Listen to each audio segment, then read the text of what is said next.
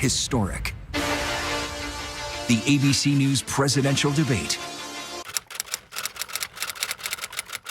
Today we're conducting a meta-review of 4 fact-checkers, PolitiFact, factcheck.org, BBC, and AP, to see how they fared in the first 12 minutes of the ABC presidential debate.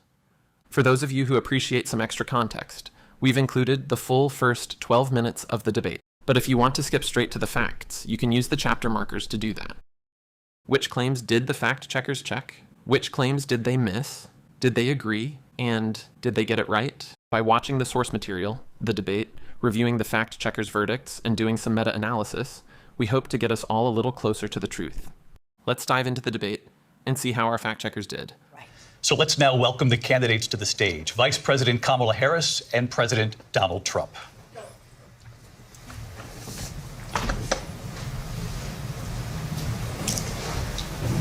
Kamala Harris. Let's have a good debate. Nice to see you. Have fun. Thank you. Welcome to you both. It's wonderful to have you. It's an honor to have you both here tonight. Good evening. We are looking forward to a spirited and thoughtful debate. So let's get started. I want to begin tonight with the issue that voters repeatedly say is their number one issue, and that is the economy and the cost of living in this country. Vice President Harris, you and President Trump were elected 4 years ago. Thank you, moderator David Muir, for providing the opportunity to demonstrate our process. None of the 4 fact-checkers evaluated this slip of the tongue, but Vice President Harris and President Biden, not Trump, were elected in 2020. And your opponent on the stage here tonight often asks his supporters, are you better off than you were 4 years ago? When it comes to the economy, do you believe Americans are better off than they were 4 years ago? So I was raised as a middle-class kid, and I am actually the only person on this stage who has a plan that is about lifting up the middle class and working people of America. I believe in the ambition, the aspirations, the dreams of the American people. And that is why I imagine and have actually a plan to build what I call an opportunity economy. Because here's the thing. We know that we have a shortage of homes and housing, and the cost of housing is too expensive for far too many people.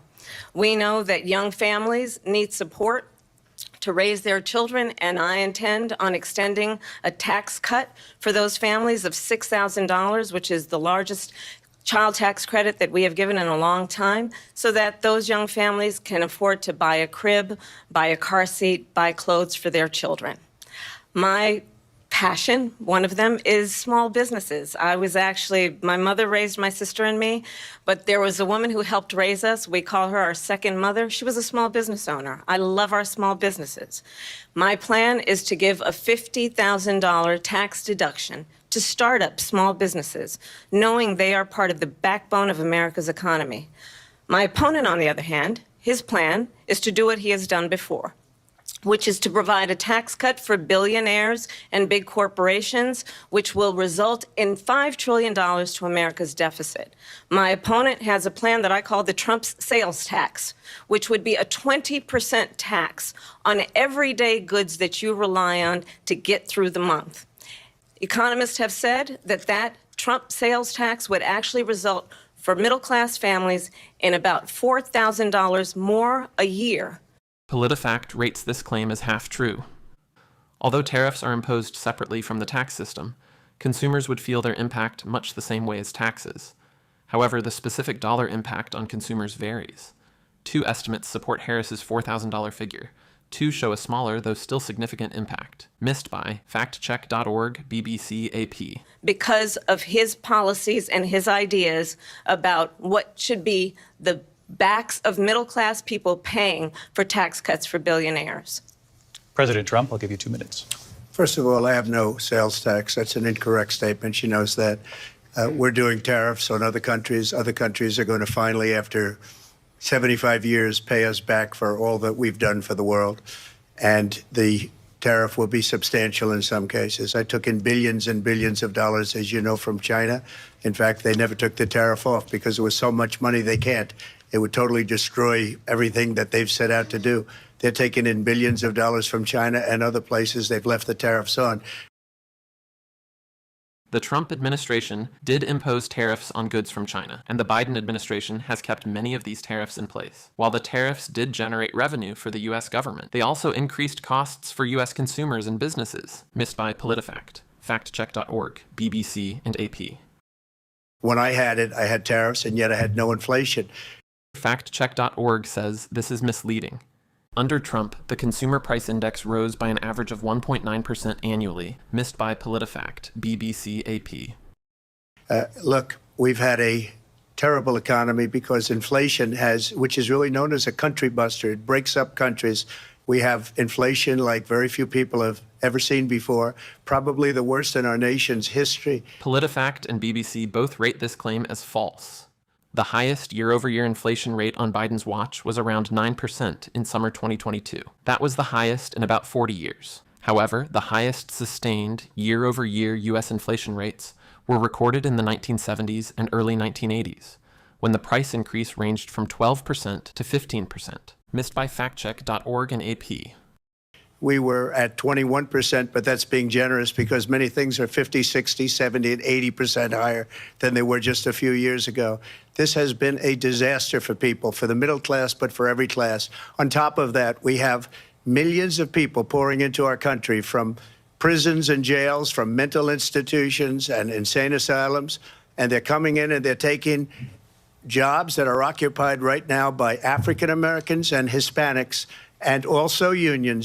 PolitiFact ruled this claim false. Factcheck.org said no evidence. BBC said there was no evidence for these kinds of numbers, and AP did not evaluate the claim. During Biden's administration, immigration officials have encountered immigrants illegally crossing the U.S. border around 10 million times. When accounting for gotaways, people who border officials don't stop, the number rises to about 11.6 million. So around 1.6 million people were not stopped by border officials, missed by AP. Unions are going to be affected very soon.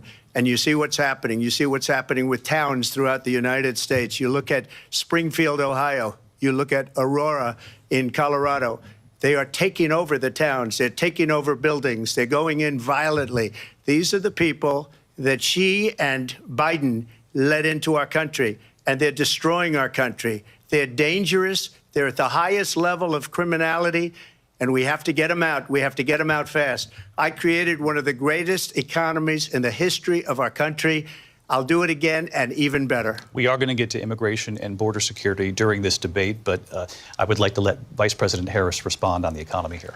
Well, I would love to. Let's talk about what Donald Trump left us. Donald Trump left us the worst unemployment since the Great Depression. All three fact-checkers, PolitiFact, factcheck.org, and BBC, agreed that Harris's statement was false. While unemployment spiked at the end of Trump's term due to the pandemic, previous administrations have faced even worse unemployment, missed by AP. Donald Trump left us the worst public health epidemic in a century. Donald Trump left us the worst attack on our democracy since the Civil War. And what we have done is clean up Donald Trump's mess. What we have done and what I intend to do is build on what we know are the aspirations and the hopes of the American people. But I'm going to tell you all in this debate tonight, you're going to hear from the same old tired playbook, a bunch of lies, grievances, and name-calling. What you're going to hear tonight is a detailed and dangerous plan called Project 2025 that the former president intends on implementing if he were elected again.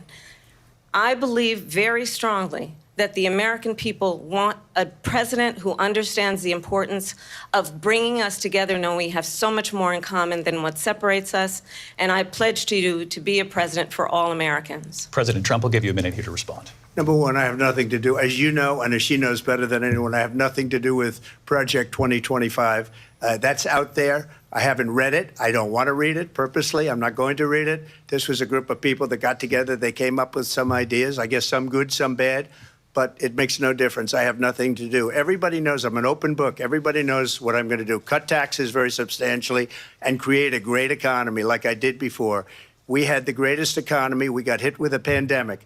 And the pandemic was not since 1917, where 100 million people died, has there been anything like it. We did a phenomenal job with the pandemic. We handed them over a country where the economy and where the stock market was higher than it was before the pandemic came in. Nobody's ever seen anything like it. We made ventilators for the entire world. We got gowns, we got masks, we did things that nobody thought possible. This claim involves a series of assertions about the Trump administration's handling of the COVID-19 pandemic, including its economic impact, stock market performance, and production of medical supplies. Each of these points would need to be individually fact-checked. Missed by PolitiFact, factcheck.org, BBC, and AP. And people give me credit for rebuilding the military. They give me credit for a lot of things, but not enough credit for the great job we did with the pandemic. But the only jobs they got were bounce-back jobs. These were jobs bounced back, and it bounced back, and it went to their benefit. But I was the one that created them. They know it, and so does everybody else.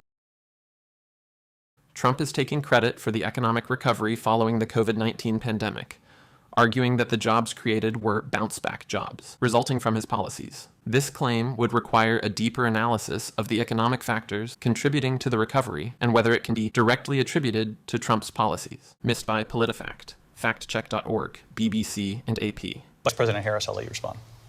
So Donald Trump has no plan for you. And when you look at his economic plan, it's all about tax breaks for the richest people. I am offering what I describe as an opportunity economy, and the best economists in our country, if not the world, have reviewed our relative plans for the future of America. What Goldman Sachs has said is that Donald Trump's plan would make the economy worse, mine would strengthen the economy. What the Wharton School has said is Donald Trump's plan would actually explode the deficit.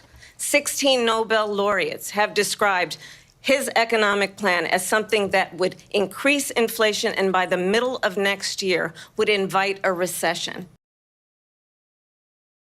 Harris makes multiple assertions about the economic impacts of her plan versus Trump's plan, citing Goldman Sachs, the Wharton School, and Nobel Laureats.